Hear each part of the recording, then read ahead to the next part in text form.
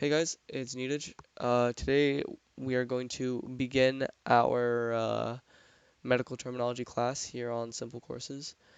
Um, this class will probably have 13 or 14 chapters, and we're just gonna go through, basic medical terminology, and then we're gonna break it down and go into, our different body systems, and that's essentially gonna cover your basics of medical terminology that you can take to you going into, your high school medical terminology class, and even in college, if some of this is can be applied to there too, like in your college classes, if you take a medical terminology class in college, or med school, or whatever health professional school you're going to.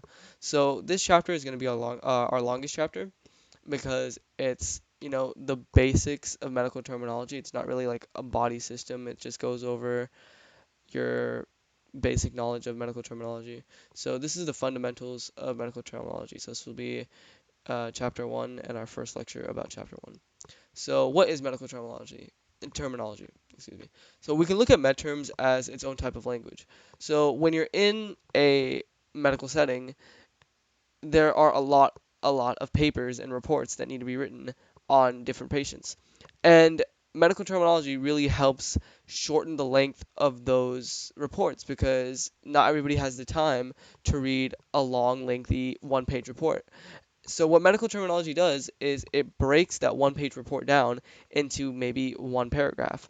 For example, if you want to write patient history, it's a lot of writing to write out the words patient history, but that can be broken down into the abbreviations PTHX, PT meaning patient, HX meaning history.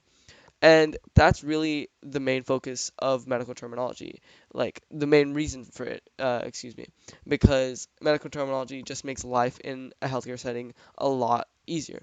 So the knowledge of these words will help you as a student figure out what medical professionals say in their respective fields, and if you choose to go into a medical pathway, you need to know all these terms because they will come up very, very frequently.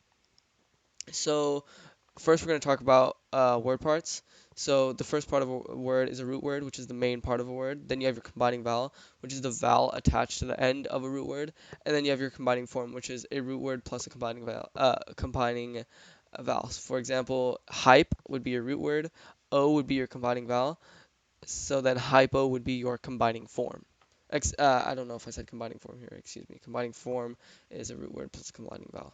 So you also have your word parts. A prefix, you might know about this in your English class, is a letter or group of letters added to a beginning of a word. For example, pre. And a suffix is a letter or group of letters added to the end of a word. For example, emia.